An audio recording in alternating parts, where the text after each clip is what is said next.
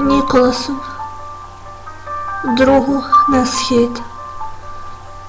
Розкажи, чим ти дихаєш, братику, там під кулями, доки в нас тут найбільший ризик – дешеве куриво, доки в нас тут проблеми, гаряча вода з зарплатою. Розкажи мені, братику, як це в окопі спати. Розкажи, як опівночі гради надривно гупають. Розкажи, чи буває тихо під Маріуполем. Розкажи про АК, що завжди при тобі заряджений. Ну а я пожаліюсь на надто нудне відрядження. Ми з тобою пліч-опліч крізь півжиття причалапали. То чи знає тебе хтось ліпше, ніж знаю я тебе?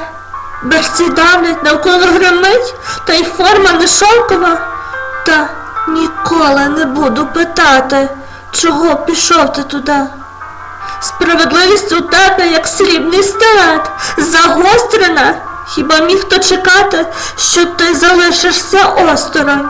Із нас двох ти завжди мав утричі більше хоробрості. Хай тебе захищає і сонце, і Богородиця. Ніколас.